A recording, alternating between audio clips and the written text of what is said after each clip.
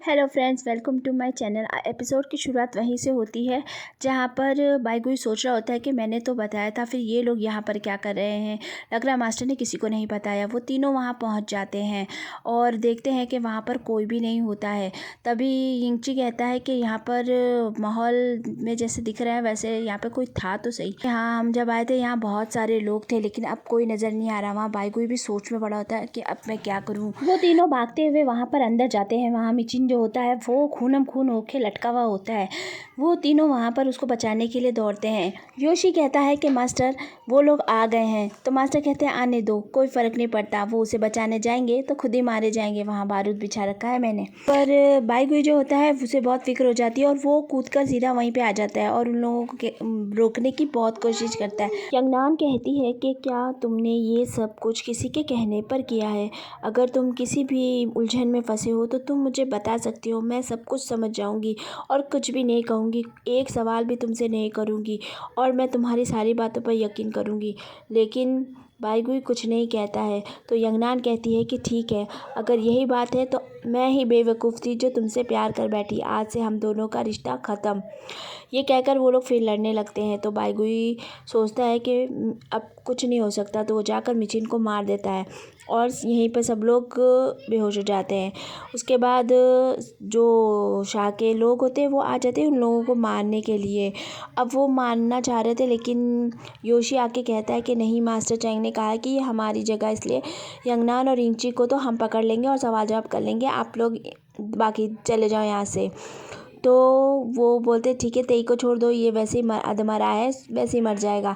तो वो लोग सब वहाँ से चले जाते हैं। अगले सीन में मास्टर जो होते हैं वो बाइगुई के साथ में होते हैं। वो और उसको कहते हैं कि तुम अपने लक्ष्य से बिल्कुल मत भटकना। वो उसे एक डिब्बी देते हैं जिसमें एक पंखुड़ी होती है, उसमें जहर होता है। वो कहते हैं कि ये जहर हमें किसी तरह भी शाह को देना होगा। तो बाइगुई कहता है नहीं, वो बहुत ही ज़्यादा चालाक है। तो वो कहता है वो किसी पे शक नहीं कर सकती, वो सब पे शक करती है। तो मास्टर कहता है मुझे पता है, लेकिन वो उस पर शक नहीं करेगी। तो वो बाइगुई घबराते हुए कहता है कि आपका मतलब शाओलान? तो वो कहता हाँ, तो तुम अब ये काम ज़रूर कर देना। सीन यहीं पे कट हो जाता है और शाह को दिखाया जाता है जो शाओलान के साथ होती है। तभी पानी में कुछ हलचल होने लगती है। अगले सीन में दिखाया जाता है कि मास्टर चैंग जो होते हैं वो यंगनान और इंची को दोनों को पकड़ लिए हुए होते हैं। वो यंगनान के हाथ में उस तलवार को देकर उसे खोल तो देते हैं। उसके बाद में यंगनान को होश हो जाता है। यंगनान कहती है कि तुम कौन हो, क्या तुम लुशियान के आदमी हो? तो वो कहता है आधी आधी बात है। फिर वो कहता है कि तुम यंगनान कब से बन गई? वो कहती क्या बकवास कर रहे हो? फिर वो उसे पेंडेंट दिखाते हुए कहता है कि मुझे यकीन नहीं हो रहा कि मैं तुमसे मिला हूँ वापस से। हम दोनों यहाँ के नहीं हैं, हम दोनों दूसरी दुनिया से आए हुए हैं और ये तुम्हारा भाई नहीं है। तो वो कहती है ऐसा नहीं हो सकता है। तो वो उसको उसकी अग्नि भड़का देता है इंची की, और उसे दवाई भी नहीं दे रहा होता है। तो यंगनान कहती पहले उसे दवाई दो, और यंगनान अपनी तलवार को फिर से अपने पास ले लेती है और उसकी गर्दन पर रख कर इंची को भी ठीक कराती है। तभी उसके माँ और चाचा वांग वहाँ पर आ जाते हैं और वो इन लोगों को लेकर वहाँ से चले जाते हैं। योशी उनके पीछे जाना चाहता था, लेकिन मास्टर चैंग कहते हैं कि नहीं, अगर यंगनान को सब याद आ जाएगा तो वो पक्का मेरे पास ही वापस आने वाली है। अब ये लोग घर पे पहुँचते हैं। वहाँ पर तेई जो होता है वो बहुत ही ज़्यादा उदास लग रहा होता है। तो सब लोग उसे वो कहता है कि मुझे अकेला छोड़ दो। सब बाहर आ जाते हैं। यंगनान अपनी माँ से कहती है कि क्या मैं जो उसने बताया वो सही था, मैं आपकी बेटी नहीं हूँ? तो उसकी माँ बताती है कि 3 साल पहले जब तुम हमको मिली थी तो हम सबको नाराज़ किए बिना ही तुम्हारी जान बचानी थी, इसीलिए मैंने तुम्हें अपनी बेटी बना लिया। तुम मेरे परिवार का हिस्सा बन गई। हम लोगों ने तुम्हारे परिवार को भी बहुत ढूंढा, लेकिन जब कोई नहीं मिला तो सब लोग भी धीरे धीरे सब कुछ भूल गए, और तुम इतनी अच्छी थी कि सब लोग मान ही गए। और मुझे भी एक बेटी की ज़रूरत थी तो तुमने वो पूरी कर दी, इसलिए तुम मेरी बेटी बन गई। यंगनान अपनी माँ के गले लगकर बहुत रोती है। उसके बाद में सीन यहीं पे कट हो जाता है। अगला सीन दिखाया जाता है जहाँ तालाब के किनारे यंगनान बैठी होती है। वो अपना वही पत्थर निकालती है जो बाइगुई ने उसको दिया था, उसे पानी में फेंक कर वो बाइगुई को अलविदा कह देती है और इंची उसे दूर से देख रहा होता है और फिर उसके करीब आ जाता है और उससे कहता है कि तुम मुझे तालाब के उस तरफ मिली थी। तो यंगनान कहती है कि जो सपना मैं हमेशा देखा करती थी उसमें तुम ही थे ना जिसने मेरी जान बचाई थी, लेकिन तुम सब जानते हुए भी तुमने मुझे कभी नहीं बताया। वो कहता है कि तुम्हारी खुशी में ही मेरी खुशी थी। यंगनान कहती है मैं कितनी कमज़ोर पड़ गई, मैं अपने दोस्त को ही नहीं बचा पाई। वो कहता है कि खुद को दोष मत दो मिचिन की मौत की ज़िम्मेदार तुम नहीं हो।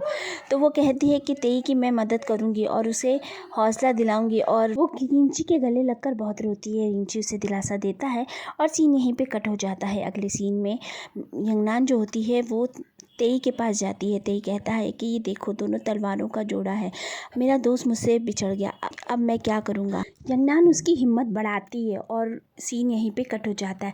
अगले सीन में दिखाया जाता है कि शाओलान जो होता है वो शाह उसके पास होती है और उसकी देखभाल कर रही होती है। शाओलान को भी अब नज़र आने लगा था, दवाई का असर हो रहा था, तो इसलिए वो गौर लगाकर देखना चाहता था कि ये कौन है जो मुझे इतनी अच्छी तरह से मुझे संभालती है। तभी वहाँ पर कोई आ जाता है और शाह को बुलाता है। तो शाह उसको शाओलान को हाथ में कछुआ दे के दिलासा दे के और हाथ पर कुछ लिख कर उसे सुलाकर वहाँ से चली जाती है।